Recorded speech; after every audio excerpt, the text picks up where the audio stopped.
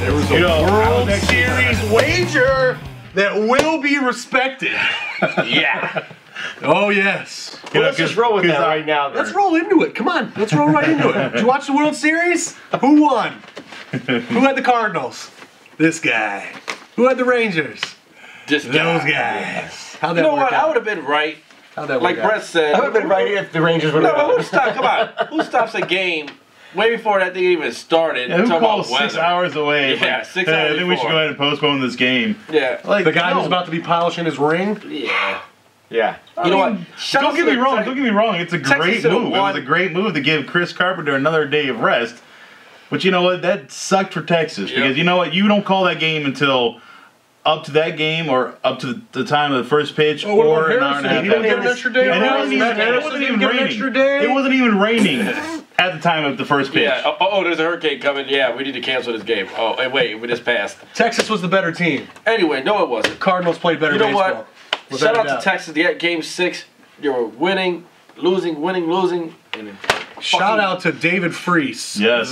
David World Freese. Series MVP. Shout out That to Jess dude Hamilton. was for real. Hometown boy. You have That to game say. 6 Napoli. was Shout the out to greatest. Napoli. Was the greatest baseball game I've ever seen in my life. Not just it just so happened to be a World Series game, but I couldn't believe it. What a game! Game 6. Well, and I think that, as you said, the Rangers were a better team. The Cardinals played better ball. I think they played 1.5 games of better ball because this was the Rangers series, and they just gave it away. And they just They gave game 6 away. 6, and which if look, 6 whoever was the nail. the only way the Rangers They could were win not this going to is beat in 6. Carpenter in 7. They were not going. It's not going to happen.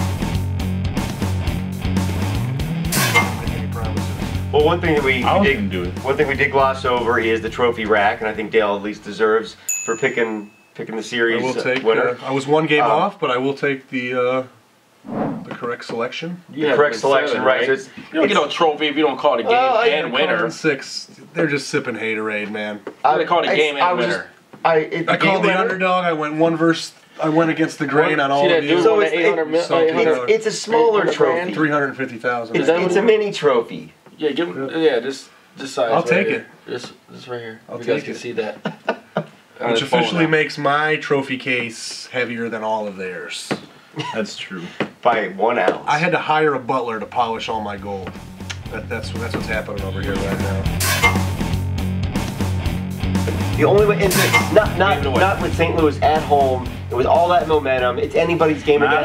That was Carver on another day of extra rest. And another day of rest. And they need to get rid of that shit because who plays serious in an All-Star game? They need to get rid of that whole idea of you win the All-Star game, you get home field advantage. I like that, dude. That's a load of shit. If the team with the best record should go over there and get home field advantage. It's a pretty fair way because they have to kind of give players a reason to care about the game. No way. And every player Nobody comes cares. from different teams. Nobody They want cares to put about that. But I wish they would go back to the formality of the best of 7, where it's 2 games at home, 2 games away. Then they go back and forth. I hate this 2 games, 3 games, 2 games. I don't think. So the NBA, that's what I was thinking. That's how I was thinking. The NBA does what? 2, 3, 1, 1. 2, 2, 1, 1, 1. That's how the NBA. Which is the old way. That's what I was That's thinking. the old way the NBA. I'm baseball sorry. used to do it. That's what I was thinking. That's how they should be. But the only problem is with that is when you've got an East Coast West Coast series, you know what? I'm okay with that if they allotted extra time because I mean, if you ever traveled for 4 hours, 5 hours, it takes a lot out of the you. whole fucking season. No, but my point is though, it's a big game, and I just think it's such a disadvantage if the series happens to be East Coast West Coast. But when you have teams are when traveling, when you have St. Louis and Texas, it wouldn't matter that much. But when you've got a long haul, but if they did that, they should spread it out. I don't see. I mean, look, baseball runs too late as it is. The season should be over when the football season's getting kicked up. You know. But if they're going to do it anyway, if they're going to run this late, give them extra time and make it 2-2, 1-1-1. Do that, and I think it's a better series. Props to the Cardinals, though. I mean, it was a great series. It'd be interesting to see what Pujols does. Right. I think where he's going to end up at. Do you think this is going to affect his decision? I mean, staying with the winner as opposed to taking money? Or is LaRusse's retirement going to affect his decision? Nope. I don't know. I don't know. I don't think so. It's a tough call. I mean, I don't know how he. I understand the going out on top thing, but I think he's going to stay put. They're going to pay him. Pujols is not going to get that $300 million.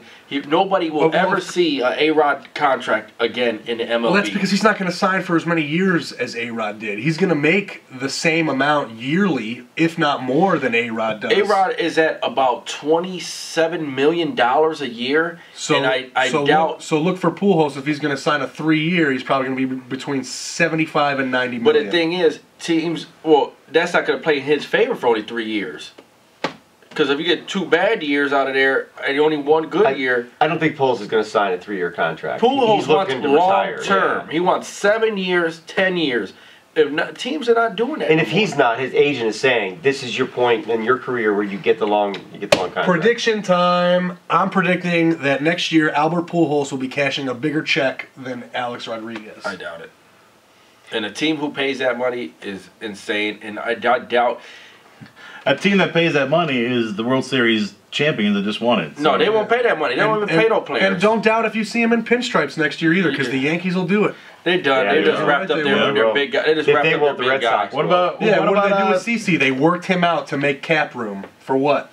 They got this Big Asian guy. Big signing. This guy from Japan they're looking at right now. Don't be surprised if they sign Prince Fielder, man. Well, I mean, bat wise, as a DH or as first base? Yeah, because they not even as DH. Probably first base. What about Texera? Yeah. Dude, I mean, you move guys. Texera can play third. Come on. Well, hey, man, now it's time to make moves in baseball, and the Indians are making them. They kicked off free agency with a bang, with a big trade, going after a veteran pitcher with Derek Lowe from Atlanta, and they gave up, where is it here? Class A lefty Chris Jones, and they're going to pay Derek Lowe $5 million, and Atlanta's going to pay him $10 million because they have to pay off the rest of his contract. So Derek Lowe is a $15 million man joining the Cleveland Indians starting rotation right now. So let me break down our rotation for you guys right now. We got Jimenez, we got Justin Masterson, Tomlin, Carmona, who we signed today to a $7 million deal, and Derek Lowe. We're going to be running 5 guys. So Indians decided to bring Carmona back, and they declined the option on Grady Sizemore. Sad day for Tribe fans. Hell no. Grady's ladies are going to be Tough to see Grady go. He only averaged 70 games the past 3 years, been dealing with a lot of injuries. I think he definitely has the potential to still be a star somewhere, but the Tribe's not going to pay him $9 million to wait and see. So there's a chance that they could rework a deal to try to bring him back, but it would be for probably about half that. And if he can go get that somewhere else, you better believe he's going to. So Grady Sizemore, an end to a Cleveland chapter right there. He sucked. He did nothing for us. Come on. He did nothing for us, but be on that bench right along with his boy Hafner. Those 2 motherfuckers need to get out of the city. You must not have watched baseball for 5 years because Grady Sizemore was the man in Cleveland. The one-man show. He made a lot of pennies. Once him and his boy came around steroids. Grady Sizemore was nowhere. I've never accused Grady Sizemore of taking steroids. Okay. Hell no. He didn't bulk up like all those other guys. There's Are you serious? I'm dead serious. Look at his. Look at him from the beginning. Look at him now. Oh, I will. And He's the same person. He's the same size. Just a little limp in his knees. Yeah. I get ain't no leadoff man hitting no home runs like that without no juice. Okay. Well, regardless of whether there's juice or not, though, he proved himself as a potential core to a team, and we started building around that guy. We just didn't have the pieces to get around him, and then once we did, he wasn't out. 10 minutes though. All right, well, the Browns, they've got to play again, unfortunately, so might as well head to Texas and take on the Houston Texans. It's not going to be a fun game, but I think it's time to sort of see how much they're going to lose by. Brett, what do you think is going to happen with the Houston Texans in Texas against the Browns? I'm going Cleveland. Oh my! One of these weekends, I want to win this fucking thing. I know, right? You were thinking the same thing. I was like, fuck, who am I going to go with? I want to pick. I want to pick because I know Texans played Jacksonville last week, and that's not really something. I mean, they won. But Let's see, in Texas. I know mine's gonna be like, oh, it's a travel thing. They're going to Texas. You know Have I said that once before? Once, maybe 10 times? I don't know. It's a long way from Cleveland. And, It's a long way from Cleveland. I mean, like, Cleveland's here and Texas is here. They have to walk uphill both ways. You see that? See, that's It's bad. It's bad. It's That's a bad. long trip. Until they turn into Harry Carey. That was my George Bush, actually. All right. It's bad. It's bad. I want to be that diehard Cleveland fan, and I'm gonna say Cleveland 10, Wow. Houston 7. Wow. That is huge. I'm going to take this, and I'm going to keep mine short and sweet. Hurry up. Matt Schaub, Andre Johnson's back, Arian Foster's running the ball. Houston, 31, Cleveland, 17. And it's going to end there and start here. I'm going with Cleveland 17, Houston 13. All right, well, you know, it's basically going to be a 28 to almost nothing game for a long time, and then Cleveland's going to throw some points That up in garbage time. touchdown. 28-20. It's going to look a lot closer than the game was. It's going to be an absolute domination by the Houston Texans, and I love my Brownies. Maybe I'll just like throw it out there and get 3, and then I'll put something in the meantime. All right, so we got a short amount of time in this segment we like to call Raising the Beers. We're going to toss it over to Brett, since he's been leading off the last few weeks. Yeah, I only have one this week, so Thank God. you're welcome. Jovi lesson. Ramon's gonna yell at me for this, but I want to raise my beer to Cedric Desjardins, who played his first game as a Monster this weekend as our goalie. First shutout of the season on Sunday, 4-0. Looked great, stopped 29 shots. You're looking pretty good out there. We look like a complete different team, and we won this past both games this weekend. This goes out to you. Welcome to Lake Erie, and welcome to Cleveland, and here goes to you. I'm going to raise my beer to the World Series champions, St. Louis Cardinals, for putting together, a really great comeback rally win in Game 7, and then stepping up to close the deal after going down 2-0 in the first to Texas in Game 7.